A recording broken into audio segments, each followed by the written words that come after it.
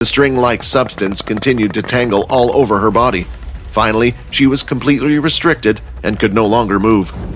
Erin was not at the level where she could use the ice abilities with just her mind. She still required small movements with her hands to activate her ability, Fex said. Anyway, hear me out. During my time here, I need a puppet as well as a food source. Now, since you decided to punish me in the library, you have the grace of becoming both of those things. I'm not becoming your puppet, Erin shouted. I'm afraid you don't have much of a choice, Fex replied as he stabbed 12 needles in her back. What did you do to me? Erin asked. I wanted to show you what being my puppet means, Fex replied. Erin went to swing her sword and moved about, yet it seemed like her movements were back to normal. Whatever you did to me, get rid of it now!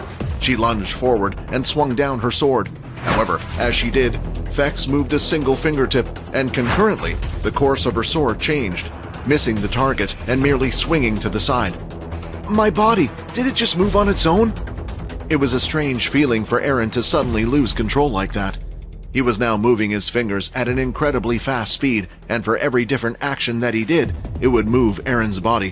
While her movements were soft and flexible, as if she was dancing, it was swordsmanship that she had never seen before, one that surpassed her basic skills that were unrefined. What is Erin doing? Layla asked. I thought she would be attacking him, but she looks so beautiful. I don't think it's her look, Vorden said as he pointed at Fex, who was at the back, moving his hands and fingers. You're a lot better than I thought you were going to be, said Fex. It looks like I was right to choose you. When Fex had seen enough, he detached the strings that were on Erin, and she suddenly stopped right there. Now that I have shown you how my swordsmanship works, it's time that I get something in return.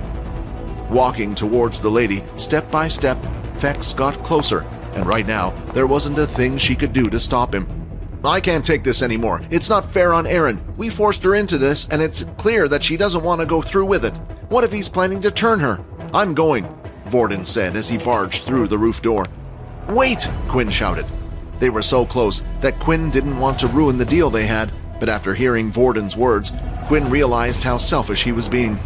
As Vorden ran out, he gathered a fireball in his hands and was getting ready to throw it toward Fex.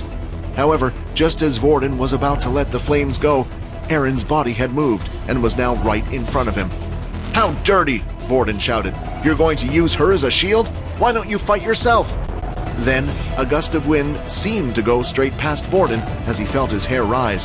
When he looked in front of him, he could see Quinn running past with all his beast gear on. Just like before, Fex moved Erin in front and commanded her to strike her sword, but Quinn showed no signs of slowing down, and it looked like he wasn't even going to bother dodging. Shadow control!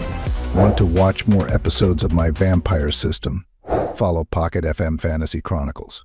You can watch the next episode here in the playlist.